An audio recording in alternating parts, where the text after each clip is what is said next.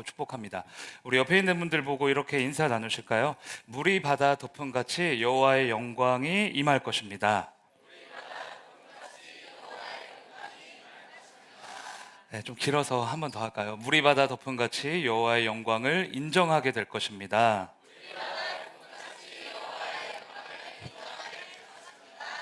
네, 오늘은 물이 바다 덮음같이라는 제목으로 하박국 2장 13, 14절 같이 나누도록 하겠습니다. 같이 읽어보실까요? 짧으니까요. 한 목소리로 합독하겠습니다. 시작.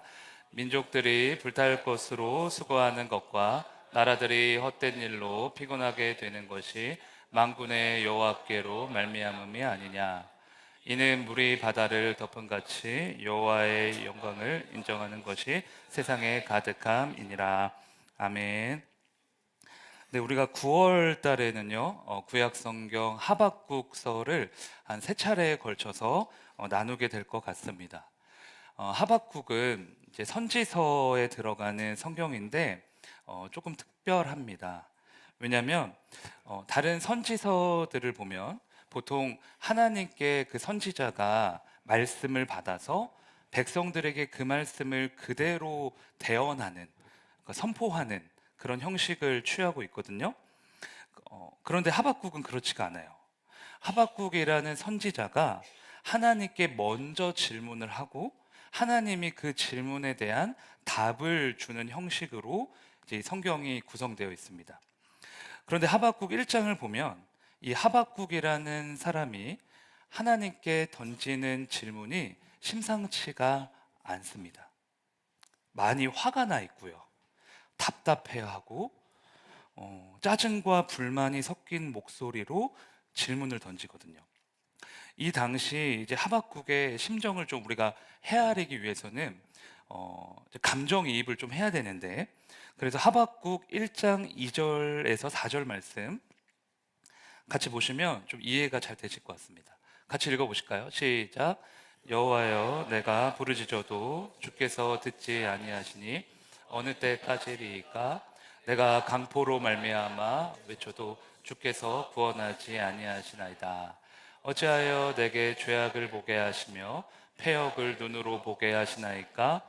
겁탈과 강포가 내 앞에 있고 변론과 분쟁이 일어났나이다. 이러므로 율법이 해이하고 정의가 전혀 시행되지 못하오니 이는 악인이 의인을 애워쌌으므로 정의가 굽게 행하여짐이니이다. 아멘. 이 질문을 딱 한 문장으로 해봐라. 그렇다면 이렇게 좀 말씀을 드리고 싶어요. 하나님, 왜 악을 허용하십니까? 조금 더 풀어서 말하면 악인이 승리하고 하나님을 믿는 의인들이 패배하고 있는데, 그렇다면 하나님은 정말로 선하신 분이 맞으십니까? 이거예요. 우리도 그럴 때 있죠. 신앙생활 하다 보면 우리 마음속 깊은 곳에 하박국이 던졌던 이 질문과 의구심들이 스멀스멀 피어오를 때가 있습니다. 솔직하게. 당연히 저에게도 있고요. 여러분들 모두에게 다 있어요. 그래서 하박국의 질문은 우리 모두의 질문이기도 합니다. 지금 하박국이 가지고 있는 의문과 불신, 그리고 하나님을 향한 대적은 다 우리 모두의 것이라는 거예요. 아니, 하나님을 믿지 않는 사람들이 더 잘 사는 것 같고 나의 원수가 더 행복한 것 같은데, 하나님을 믿는 나는 왜 날이 갈수록 더 힘들어지냐라는 거죠. 하나님이 선하신 분이라면 도대체 어떻게 이런 일이 있을 수 있냐라는 겁니다. 악인이 형통하고 의인 같은 나는 엄청 힘들고 괴로운데 하나님 지금 어디에 계시냐라는 거죠. 사실 이 하박국 입장에서 생각을 해보면요, 그의 이런 질문들이 조금 이해가 되기도 합니다. 이 당시는 이제 외부적으로는 아수르 제국이 몰락하고 신바벨론 제국이 등장하는, 그 고대 근동의 패권을 잡는 그런 시기였거든요. 이제 바벨론 제국이 엄청나게 흥왕하면서 유다를 괴롭히는 정도가 아니라 유다를 아예 점령해 버립니다. 이제 삼켜버리죠. 그런 악행을 저지르는 거예요.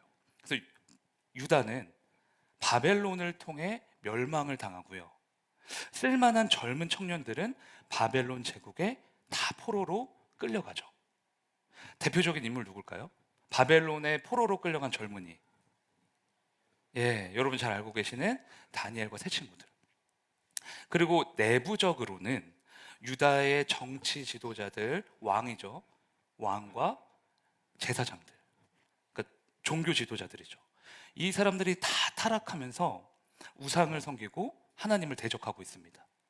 그러니까 이게 외부적으로나 내부적으로나 하박국의 입장에서는 소망할 수 있는 단서가 없는 거예요.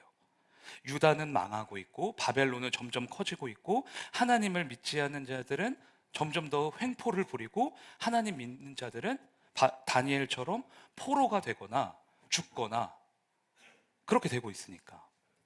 그러니까 하박국에게는 이제 의문이 생기는 거죠. 하나님을 믿지 않는 자들에게는 뭐 하나님이 심판하시면 그런 일이 있을 수 있지만, 그래서 이해할 수 있지만, 하나님을 믿는 자에게, 그러니까 여러분들처럼 기도하는 자에게, 예배드리는 자에게, 하나님의 말씀을 사모하는 자에게 어떻게 이런 일이 있을 수 있냐 따지는 거예요. 그러니까 하박국은요, 지금 하나님을 이해할 수가 없습니다. 근데 성경을 보니까 하박국이랑 비슷한 삶을 살았던 두 사람이 있더라고요. 첫 번째는 요나라는 선지자고요. 두 번째는 탕자의 비유 속에 나오는 둘째 아들 말고 몇째 아들일까요? 첫째 아들. 요나부터 좀 우리가 생각을 해보면, 원래 우리가 기억하고 있는 요나는 하나님의 말씀을 안 듣다가 이제 하나님이 고레 뱃속에 집어넣으셔가지고 거기서 회개했던 사람이다, 이렇게 이제 기억을 하거든요. 근데 요나의 고집이 얼마나 센지, 고레 뱃속에 들어갔다가 나온 다음에도 하나님의 말씀을 안 듣는 거예요. 근데 이 사실은 잘 기억을 못 하시더라고요. 요나가 고레 뱃속에 들어가서 회개한 게 요나서 2장인데 요나서 4장까지 가도요, 말씀을 쭉 읽어봐도 요나는 제대로 하나님 앞에서 회개하지 않습니다. 하나님이 니느웨에 가서 복음 전하라고 하셨는데 그 사람들에게 복음을 전할 수 없다는 거예요. 그래도 하나님이 말씀하신 게 있으니까 니느웨에 가서 전하긴 전했는데 대충 전합니다. 그 니느웨 사람들이 구원받는 게 너무 싫었거든요.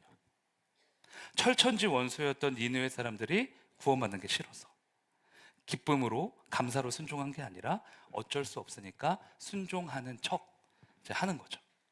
그래서 이런 요나에게 하나님이 주신 게 뭐냐? 박넝쿨입니다. 박넝쿨.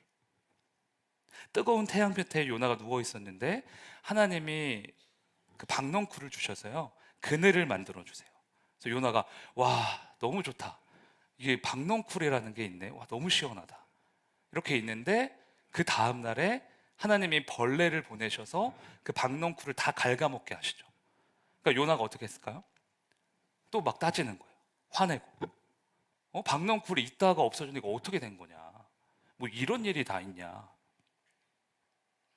그러니까 요나가 차라리 나를 죽여달라고 하나님을 막 대적을 합니다. 하나님이 이런 요나에게 어떤 말씀을 주시는가 볼까요? 요나서 4장 10절과 11절입니다. 같이 읽겠습니다. 시작. 여호와께서 이르시되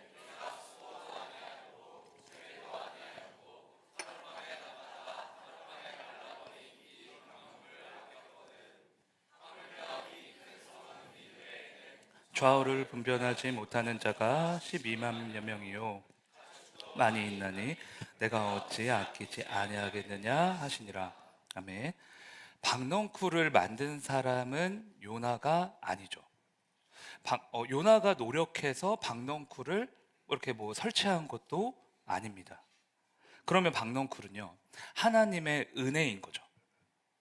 하나님은요, 이렇게 조건 없이, 그러니까 전적인 은혜로 죄인을 사랑하시고 구원하시는 은혜의 하나님이시기 때문에 니느웨 사람들도 악하지만 그들도 구원하고 싶어 하신다는 거예요. 물론 악한 자들이고 죄가 가득한 사람이지만 하나님은 은혜의 하나님이니까 12만 명이 되는 니느웨 사람들에게도 그렇게 다가가실 수 있다는 거죠. 그런데 문제는 뭐예요? 요나에게는 그들은 절대 구원받으면 안 되는 사람이었다는 거예요. 자신은 의롭지만 그들은 악하기 때문에 니느웨 사람들이 다 망해버려야 된다.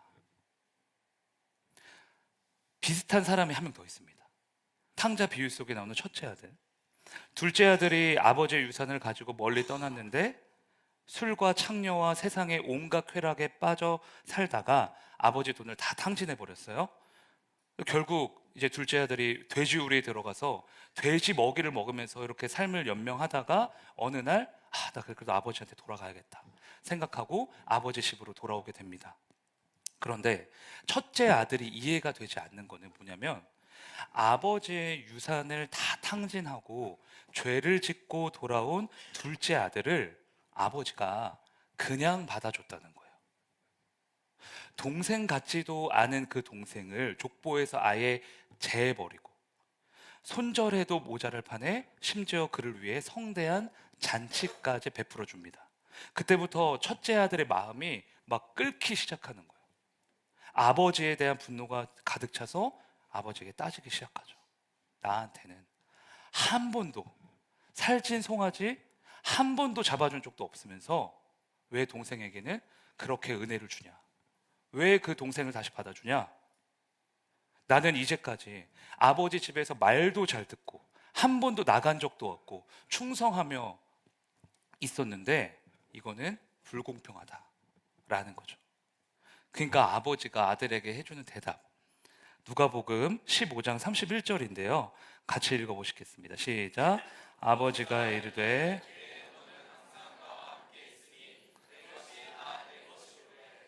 아버지가 이렇게 말하죠. 내 모든 것은 사실 다 너의 것이다.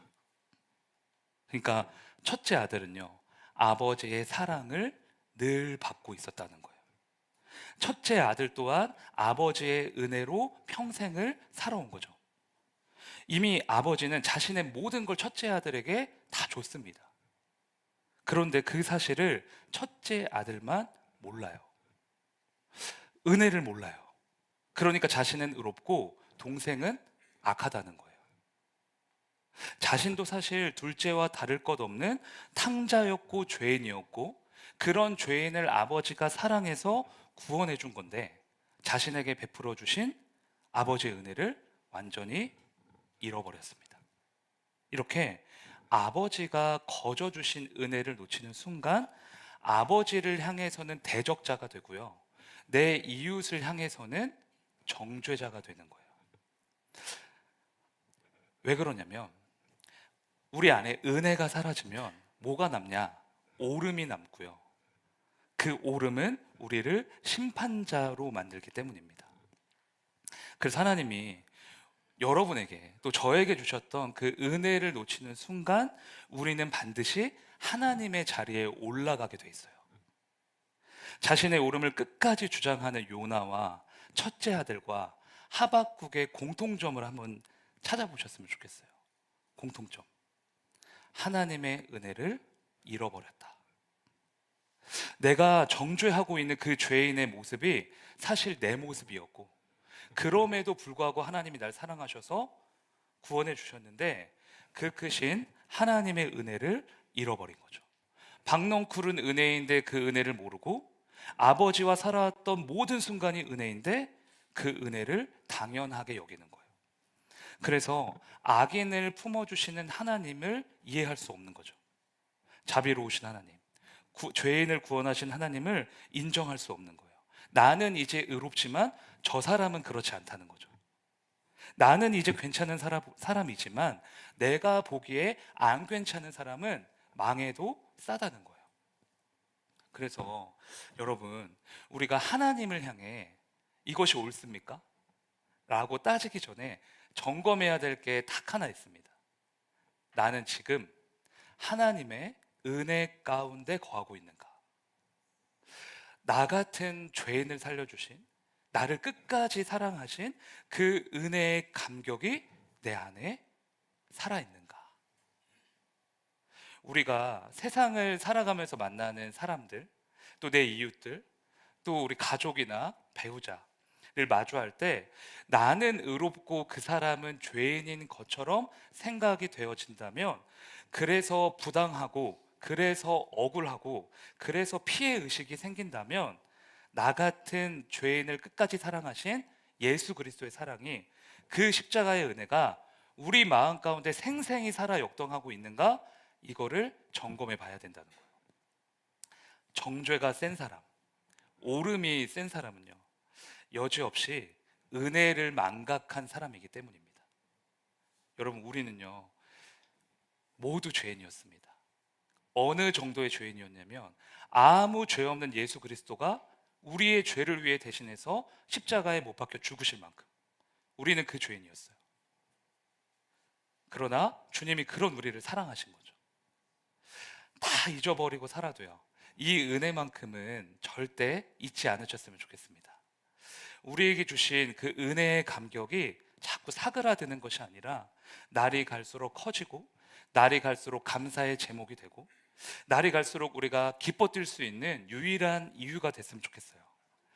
은혜를 깊이 아는 주님의 자녀가 되셔서 옳음을 주장하는 것이 아닌 하나님의 은혜를 선포하는 우리의 입술이 되기를 주님의 이름으로 축원합니다. 저를 따라 고백하실까요? 모든 것이 주님의 은혜입니다. 네, 이제 하박국 2장 4절 같이 읽겠습니다. 시작. 보라, 그의 마음은 교만하며 그 속에서 정직하지 못하나 의인은 그의 믿음으로 말미암아 살리라. 아멘. 하나님께서 분노하며 따지는 하박국에게 이렇게 말씀하시죠. 의인은 믿음으로 말미암아 살리라.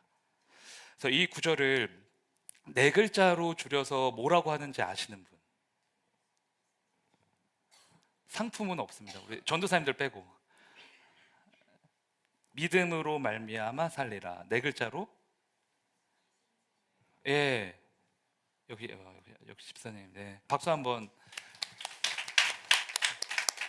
네. 이신칭의라고 해요. 네 글자로.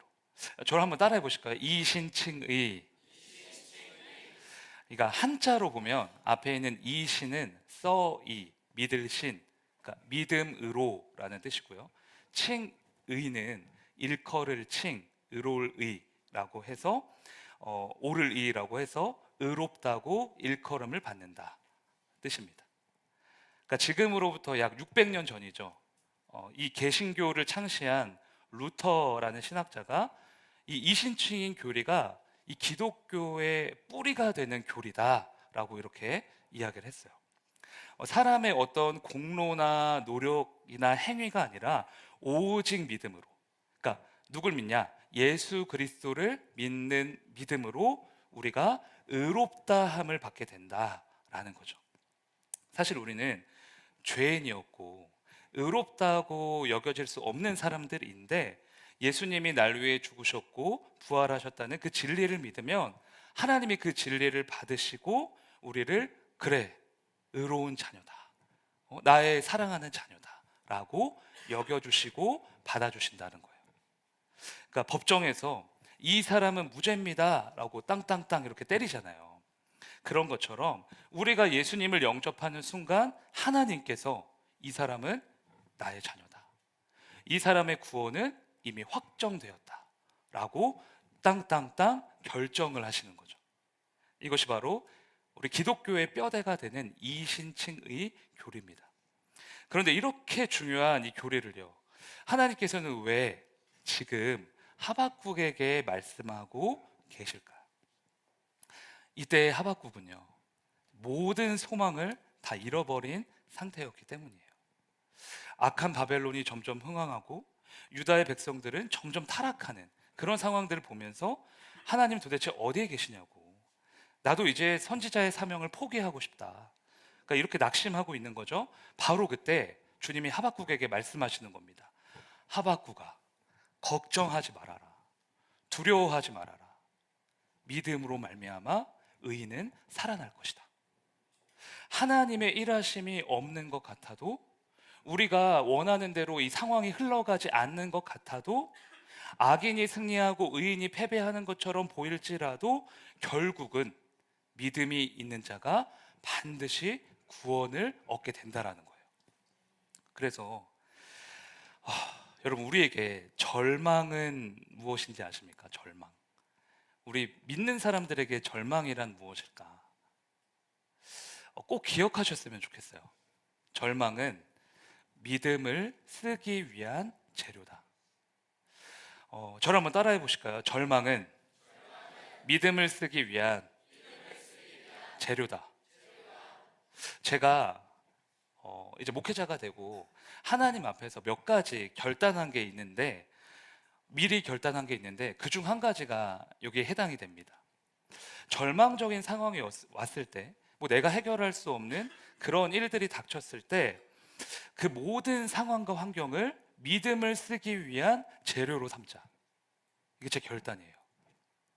왜냐하면 하나님은 저를 사랑하셔서 가장 선한 길로 인도를 하시는데, 그렇다면 내가 마주하는 절망, 고통, 두려움, 어려움, 이 모든 것들은 사실 하나님이 나에게 주신 선물일 거 아니에요. 광야가 이스라엘 백성들에게 선물이었던 것처럼. 그래서 그렇게 생각하는 거죠. 이거는 잘못된 일도 아니고, 내가 당황해야 할 일도 아니고, 하나님께 불평하거나 대적해야 될 일이 아니고, 절망을 믿음을 쓰기 위한 재료로 사용하라는 하나님의 사인이구나. 나를 한 걸음 더 성장하게 하려는 하나님의 크신 계획이구나. 이렇게 믿는 거죠. 그래서 여러분에게 지금 절망이 있고 두려움이 있고 힘든 일 있으십니까? 그러면 그것들을 이제 재료로 삼으세요. 믿음의 스위치를 눌러주게 하는 원동력으로 삼으시면 되는 거예요. 예전 어떤 사람이요, 이런 얘기 하더라고요. 영적 침체는 믿음을 사용하지 않는 거다. 예배 드리지 않고 기도하지 않고 말씀 보지 않는 것도 영적 침체지만, 그거보다 더 심각한 영적 침체는 하나님께 믿음을 선물로 받았으면서도 자꾸 사용하지 않는 거, 쓰지 않는 거. 여러분, 오직 믿음만이 이 어두운 세상을 이길 수 있는 유일한 능력임을 믿으시길 바랍니다. 믿음이 홍해를 가르는 것이고, 믿음이 여리고성을 무너뜨리는 것이고, 믿음이 골리앗을 쓰러뜨리는 무기가 되는 거예요. 전부 다 믿음으로 되는 겁니다. 내가 해결할 수 없는 상황을 만났다면 이제 오늘부터는 그걸 믿음을 쓰기 위한 재료구나, 이렇게 삼으시길 바랍니다. 그럼 옆에 있는 분들 보고 이렇게 선포해 볼까요? 절망이 왔을 때 재료로 삼겠습니다. 다시 한번, 절망이 왔을 때 믿음을 사용하겠습니다. 네, 여러분들의 믿음대로 그대로 이루어질 줄로 믿습니다. 앞에 모시고 같이 고백할까요? 절망은 믿음을 쓰기 위한 재료입니다. 네, 지금까지 하나님과 하박국 사이에 주고받은 대화의 내용을 정리하면 이렇습니다. 하나님이 택하신 이스라엘을 악한 바벨론의 손에 넘겨서 심판하시는 일이 과연 옳으냐라는 거죠. 아무리 이스라엘이 죄가 있고 허물이 있다 한들 선하신 하나님이 어떻게 악한 바벨론을 통해 역사하실 수 있느냐라는 거예요. 그에 대한 답이 오늘 저희가 읽은 본문 말씀인데요. 14절만 읽어볼까요? 네, 시작. 이는 물이 바다를 덮은 같이 여호와의 영광을 인정하는 것이 이니라. 아멘. 왜 바벨론을 사용하시는가? 바벨론을 통해 온 세상에 여호와의 영광을 인정하게 하기 위함이라는 거예요. 그러니까 사실 지금까지는 하나님이 이스라엘 안에서의 하나님으로만 인식되고 있었습니다. 그런데 유다가 망하고 예루살렘이 무너지면서 놀랍게도 그 악한 바벨론을 통해 하나님을 아는 지식이 온 세상으로 퍼져나가게 되는 거예요. 그러니까 그러한 하나님의 역사를 증거하는 성경이 여러분들이 아까 말씀하셨던 다니엘서죠. 그러니까 그 바벨론의 포로로 가녀간 그 젊은 청년 다니엘이요. 그 삶을 통해 어떻게 예루살렘 안에만 있었던 여호와에 대한 지식이 바벨론으로 옮겨 붙고 바벨론에서 온 세상으로 퍼져 나가게 됐는지 보여주는 거죠. 바벨론의 느부갓네살 왕은 자신에게 절하지 않는 다니엘과 세 친구들을 풀무불에 던졌습니다. 근데 거기에 누가 계셨죠? 네, 신의 아들처럼 보이는 한 분, 예수 그리스도가 계셨어요. 그래서 그들을 머리털 하나 상하지 않게 구원해 주십니다. 느부갓네살이 그걸 딱 보고 뭘 느꼈냐? 아, 진짜 하나님 살아계시는구나. 이 바벨론 제국 한가운데잖아요. 진짜 하나님은 살아계시는구나. 이걸 딱 깨닫고, 그때 바벨론 온 제국, 그때 바벨론이 온 세상을 지배하고 있었다 그랬죠. 온 나라, 온 백성에게 공표를 내립니다. 이제부터 우리의 신은 하나님이다. 하나님에게만 엎드려라. 예루살렘 안에 갇혀 있었던 여호와에 대한 지식이 온 세상으로 그렇게 퍼져나가게 된 거예요. 유다가 바벨론에 의해 멸망당할 거라는 말씀을 처음 들었을 때 하박국은요, 절망했습니다. 그러나 실상은 정반대였던 거죠. 예루살렘이 무너짐으로써 그 안에 갇혀 있던 여호와의 불길이 바벨론으로, 그 바벨론에서 온 세상으로 퍼져나가게 되는 거예요. 그러니까 유다 백성들이 책을 보니까 그렇더라고요. 포로로 잡혀가는 곳마다 지금의 교회에 해당하는 회당이라는 걸 만듭니다. 곳곳마다. 그리고 거기서 이제 힘드니까 같이 3, 4, 5 모여서 예배를 드리고, 지금 우리처럼 기도하고, 기도회를 열고 찬양을 하고, 그리고 성경을 연구해서 그 성경을 막 선포하기 시작해요. 그러니까 유대인들만 알고 있었던 하나님이 이제 이방인들에게, 온 세상에 있는 이방인들에게 막 퍼져나가기 시작하는 거죠. 유다라는 나라가 무너지고 그 온 백성들이 온 땅으로 흩어짐으로 인해 복음이 비로소 온 열방의 증거가 될 수 있었다라는 겁니다. 이처럼 그런 것 같아요. 우리는 하나님의 지혜를 헤아릴 수가 없고, 하나님의 계획을, 뜻하신 바를 이해할 수도 없습니다. 하나님께서는 실패한 것 같은 과정을 통해 자신의 영광을 드러내실 때도 있고, 우리가 이건 절대 안 돼 라고 생각했던 그 방법을 통해 하나님의 지식을 온 열방에 증거하실 수도 있다라는 거죠. 그래서 이사야서를 보면 이런 말씀이 있습니다. 55장 같이 읽을까요? 시작. 이는 내 생각이 너희의 생각과 다르며 너희의 길과 다름이니라.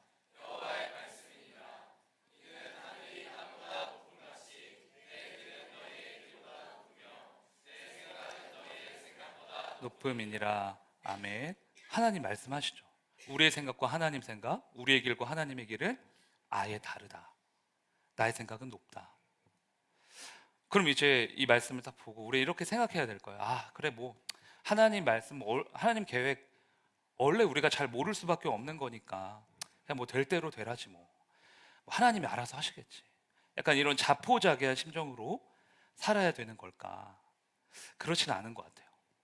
하나님의 계획이 제가 좀 이렇게 생각을 해봤는데, 큰 그림이라면 우리는 매 순간 작은 조각, 그 큰 그림 중에 작은 조각, 그 퍼즐 조각 하나 딱 붙들고 하나님이 그리신 그 큰 그림에 뛰어들면 되는 거거든요.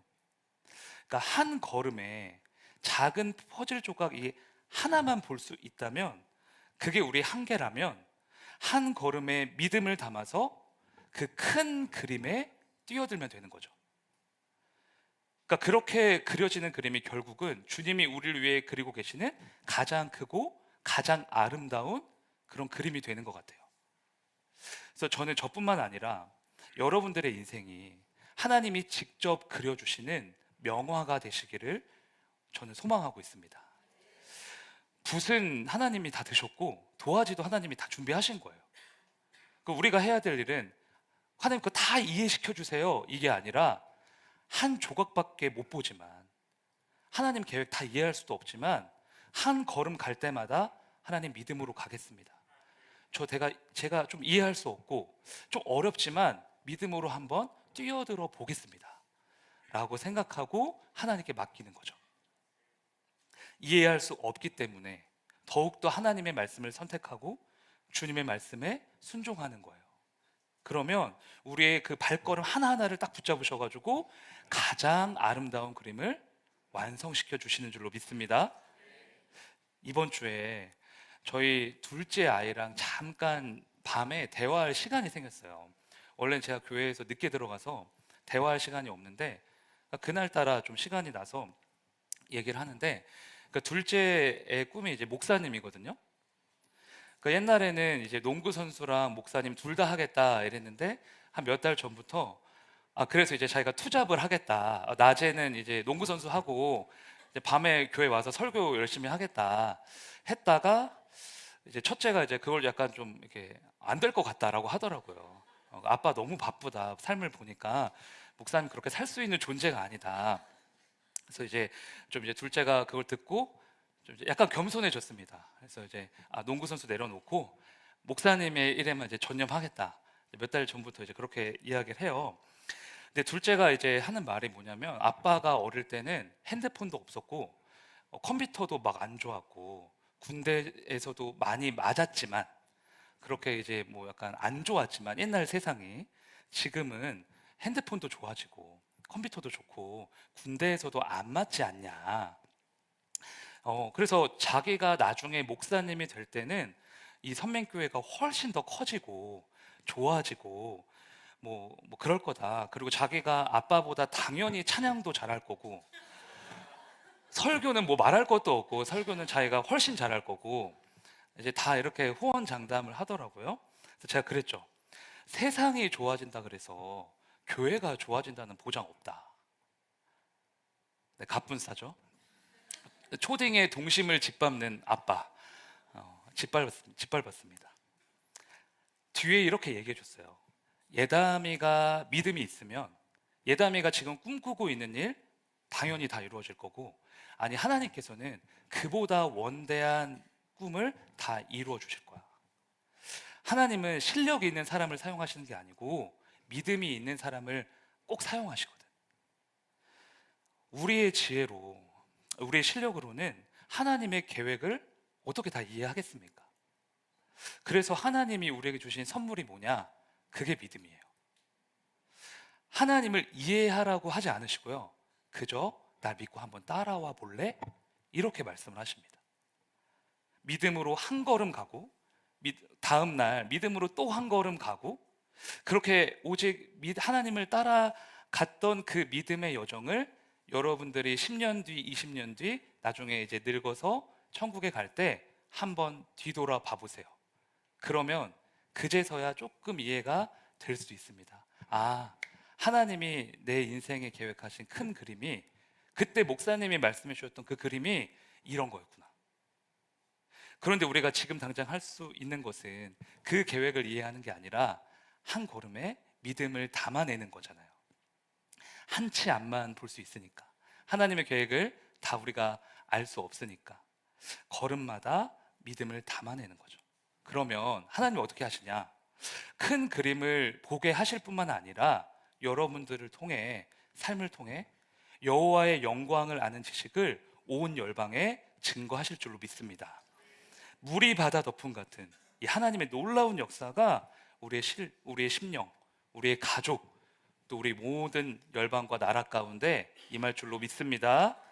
저를 따라 선포하실까요? 좀 길어요. 제가 잘라서 해보겠습니다. 한 조각마다 믿음을 담아 큰 그림에 뛰어들겠습니다. 한 번 더 하겠습니다. 한 조각마다 믿음을 담아 큰 그림에 뛰어들겠습니다. 네, 여러분들 다 아시는 찬양일 텐데, 물이 바다 덮음 같이 찬양을 부를 건데요. 한 걸음마다 믿음을 담아내겠다고, 온 세상이 주를 볼 때까지 믿음의 통로가 되겠다고 결단하면서 같이 나아갔으면 좋겠습니다.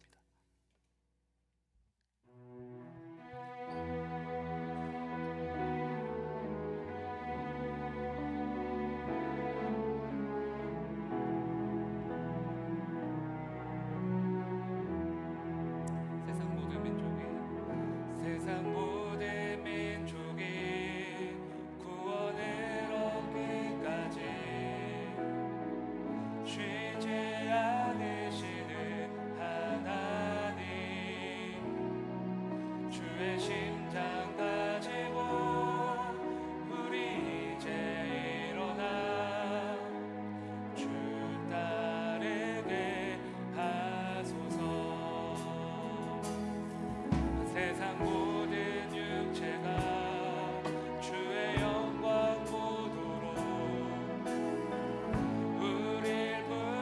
이끄시는 하나님, 주의 손과 발 되어 세상을 치유하며 주 섬기게 하소서. 아멘. 우리 바다 높은 같이, 우리 바다 높은 같이 여호와의 영광을 인정하는 것이 온 세상 가득하리라. 우리 바다 높은 같이, 우리 바다 높은 같이, 우리 바다 높은 같이. 다시 한번 우리 바다 높은 같이, 우리 바다 높은 같이 여호와의 영광을 인정하는 것이 온 세상 가득하리라. 우리 바다 높은 같이, 우리 바다 높은 같이, 우리 바다 높은 같이. 우리라 그날에, 우리라 그날에 주의 영광 가득한 세상, 우리는 듣게 되리. 온 세상 가득한 승리의 찬송. 우리 목소리 높여서 우리 바다 높은 같이, 우리 바다 높은 같이 여호와의 영광을 인정하는 것이 온 세상 가득하리라. 우리 바다 높은 같이, 우리 바다 높은 같이, 우리 바다 높은 같이. 우리 주신 말씀 붙잡고 함께 기도하겠습니다. 하나님, 지금껏 살아온 모든 순간이 주님의 은혜임을 고백합니다. 하나님, 절망이 올 때마다 믿음을 쓰기 위한 재료로 삼게 하여 주시옵소서. 한 조각마다 믿음을 담아 큰 그림에 뛰어들게 하여 주시옵소서. 우리 바다 높은 같은 여호와의 영광이 우리의 삶 가운데 이루어지게 하여 주시옵소서. 시간 주님의 이름을 부르짖고 함께 기도하겠습니다.